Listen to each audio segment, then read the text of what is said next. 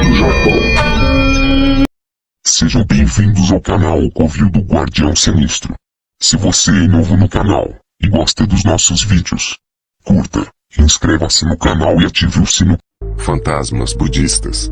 Existem dois tipos de fantasmas específicos do budismo, ambos exemplos de desejos terrenos não satisfeitos que perduram após a morte.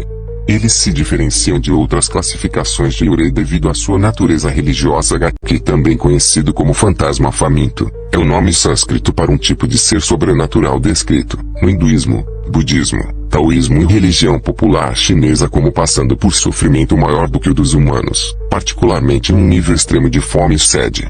Eles têm suas origens nas religiões indianas e foram adotados nas religiões do leste asiático por meio da disseminação do budismo. Gaki é frequentemente traduzido para o inglês como fantasma faminto das adaptações chinesas e do leste asiático. Em fontes antigas, como Petavatu, eles são muito mais variados. As descrições abaixo se aplicam principalmente neste contexto mais restrito. O desenvolvimento do conceito do preta começou apenas pensando que era a alma e o fantasma de uma pessoa quando morria, mas depois o conceito se desenvolveu para um estado transitório entre a morte e a obtenção da reencarnação kármica de acordo com o destino da pessoa. Para passar para o ciclo de reencarnação kármica, a família do falecido deve se envolver em uma variedade de rituais e oferendas para guiar o espírito sofredor para sua próxima vida.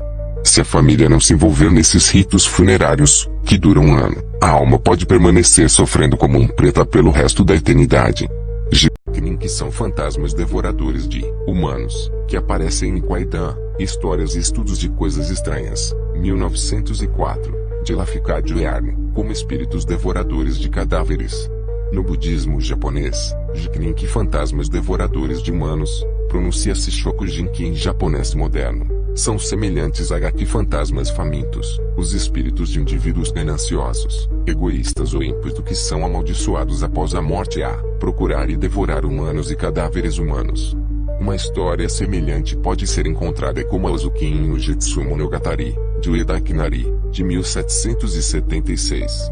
Conta-se que havia um monge, sacerdote chamado Muso, que viajava sozinho pelas montanhas da província de Mino, no Japão, quando se perdeu. Já estava quase escuro quando ele avistou, no alto de uma colina, um antigo anjitsu, literalmente, residência de eremitério, lar de sacerdotes solitários. Ele caminhou até o topo da colina e perguntou ao morador se poderia passar a noite ali. O único morador era um sacerdote idoso, que recusou duramente que Muso hospedasse naquela noite. No entanto, ele lhe disse que poderia encontrar comida e um lugar para dormir em um vilarejo próximo. Muso encontrou a aldeia, onde um chefe o recebeu e, prontamente lhe forneceu comida e um lugar para dormir. Pouco antes da meia-noite daquela noite, Muso foi acordado por um jovem, um dos moradores, que o informou que, mais cedo naquele dia, antes de Muso chegar, seu pai havia morrido. O jovem não havia contado a Muso antes para que ele não se sentisse envergonhado ou obrigado a participar das cerimônias. No entanto, toda a aldeia estava agora, deixando suas casas para uma aldeia próxima, pois era costume deixar o cadáver sozinho durante a noite ou então coisas ruins aconteceriam aos habitantes da aldeia. Como sacerdote, Muso disse ao jovem que cumpriria seu dever e realizaria os serviços funerários e passaria a noite com o cadáver. Ele não tinha medo dos demônios ou espíritos malignos dos quais o jovem falou. Quando o jovem e os outros aldeões partiram, Muso ajoelhou-se ao lado do cadáver e das oferendas e iniciou o serviço. Na calada da noite, o Zino Tokimairi, um ser sem forma, entrou, enquanto Muso estava em profunda meditação. Muso não conseguia falar nem se mover enquanto observava o ser sem forma devorar o cadáver e as oferendas. Na manhã seguinte, quando os aldeões retornaram, Muso contou ao jovem o que havia acontecido. O jovem não se surpreendeu.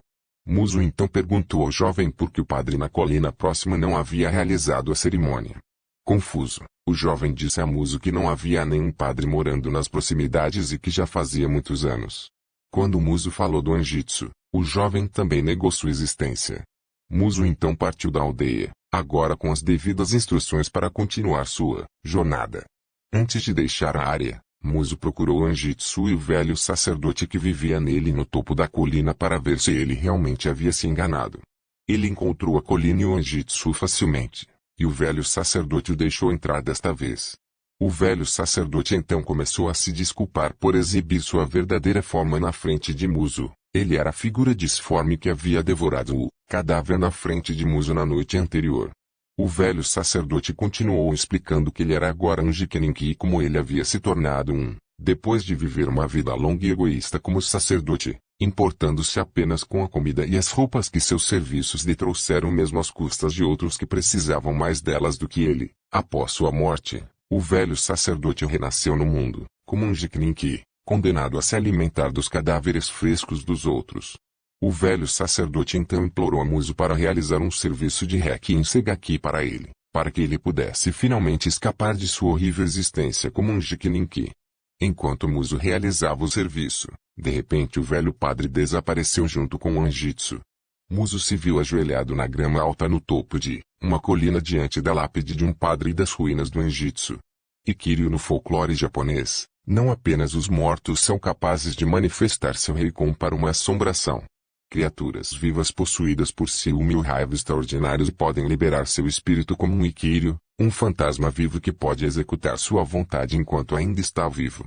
O exemplo mais famoso de um Ikiryu é Rokuju no Miezum Dokoro, do romance O Conto de Genji. Uma amante do titular Genji que se apaixona profundamente por ele, a senhora Rokuju é uma mulher ambiciosa cuja ambição é negada após a morte de seu marido. O ciúme que ela reprimiu por Genji a transformou lentamente em um demônio, e então tomou forma como um Ikiryu ao descobrir que a esposa de Genji estava grávida. Este Ikiryu possuiu a esposa de Genji, levando finalmente à sua morte. Ao perceber que seu ciúme havia causado esse infortúnio, ela se trancou e se tornou uma freira até sua morte, após o que seu espírito continuou a assombrar Genji até que sua filha realizasse os ritos espirituais. Se você tiver algum relato sobrenatural que tenha acontecido com você ou qualquer pessoa que conheça, envie para os nossos contatos de e-mail ou de WhatsApp. Até o próximo vídeo.